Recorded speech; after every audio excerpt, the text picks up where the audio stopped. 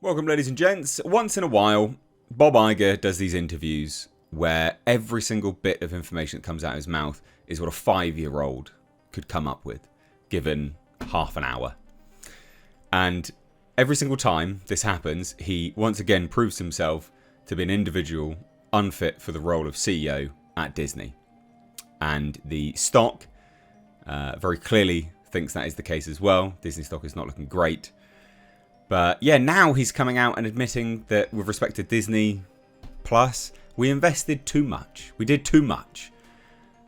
Yes, obviously, with shows that cost $250 million for a streaming service.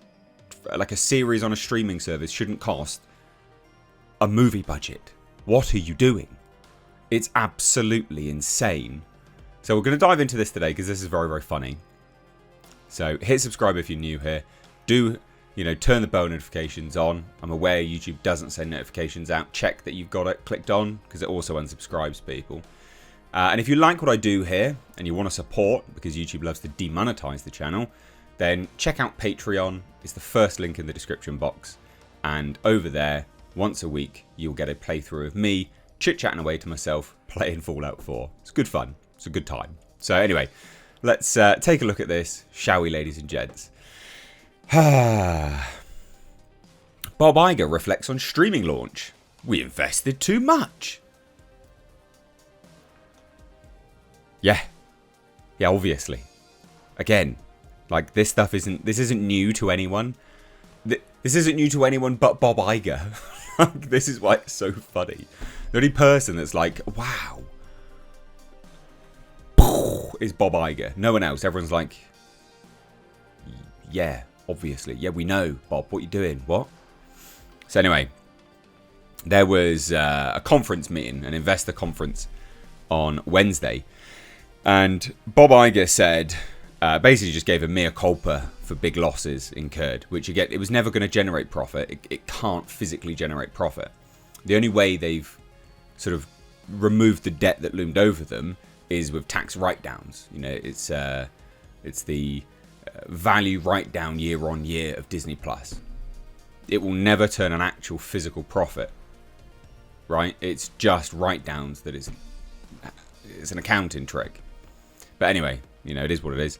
And he says the following: as we got into the streaming business in a very, very aggressive way, we tried to tell too many stories. Basically, we invested too much. Way ahead of possible returns. I like that this is new to Bob Iger, but only Bob Iger. No one else is sat there going, wow. Shit, man. Wow. That's profound. Like, no one. No one at all. Literally, no one but Bob Iger. And he admits it here. At this point, he should be instantly fired. He said the following: it's what led to streaming ending up as a $4 billion loss. That is an instant firing as a CEO. There is no one that should still have a job when they admit to losing $4 billion. No one. And they certainly shouldn't be paid over $30 million salary either. Just convince me I'm wrong. Like, sorry. It's insane. So this is what he told to Moffett-Nathanson Media Internet and Communications Conference during a session that was webcast. So Iger addressed the falling out with his hand-picked successor. Now this is an interesting conversation because Bob Chapek, was his hand-picked successor, but Bob Chapek was also not actually in charge at the time. So what I mean by that was Bob Chapek, there was a big Variety expose and they revealed that actually Bob Chapek was still taking orders from Bob Iger at the time. So I find this to be quite comical because it's like, well, okay then, can we believe you on this? Did you actually have a falling out? And he says the following: it was clear to me that our structure was not working because we were moving accountability from those that were basically investing the most capital was a mistake. Right, okay. Iger said Chapek had moved the profit and loss responsibility to the studio's distribution arm, a move he reversed on his return as CEO in 2022.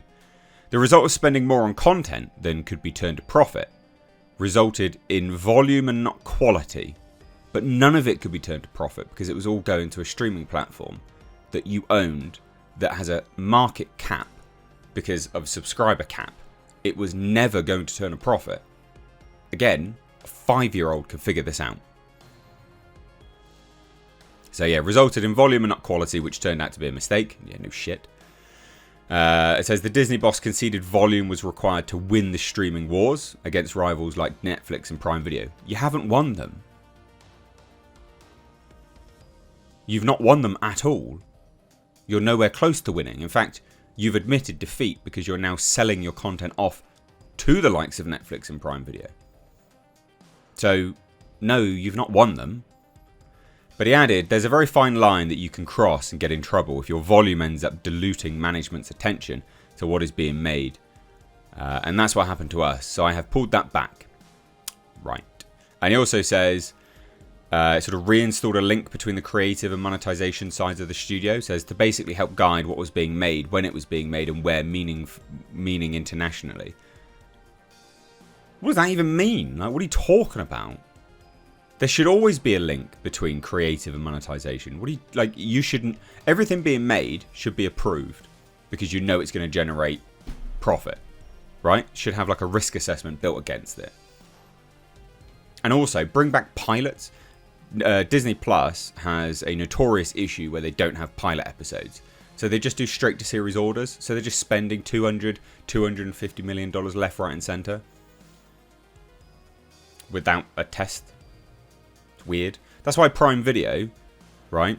No, not Prime Video. So that's why HBO Max, or Max now it's called, the quality's distinctly better, right? Across the board, it's distinctly better because they commission pilot episodes. And if it's not up to par, they scrap the whole thing. There's multiple Game of Thrones spin-offs that have had pilots, and they've just scrapped it. They've gone, nah, it's not good enough. Meh, whatever. So it speaks volumes, doesn't it? That traditional sort of TV creative method works. And he says this, I've been telling everybody good isn't good enough. It has to be great. Just keep driving that. But if you force them to make too much, then that becomes almost impossible to do. No shit. To drive engagement, Iger's evolving streaming strategy has included bundling Disney with Hulu. I won't get into too many details there, but if you're a Disney Plus subscriber, for an extra $2, you can get Hulu ad supported. Combination of those two is an engagement play more than anything else, Iger said. I mean, this is it. There's really nothing much else in here, to be fair. There's also this. It says he's pretty dramatically reducing spending on traditional TV content. This is another article. It's the same kind of stuff, basically. So he says the new strategy is to reduce pretty dramatically our investment in content specifically aimed at those traditional networks. Right. Okay. So apparently Disney's TV business is not a growth business, he says, but it would become... it could become an important component to our ability to drastically engage with the consumer. I'm pretty certain Disney Channel always was pretty profitable at one stage. You need to start selling stuff.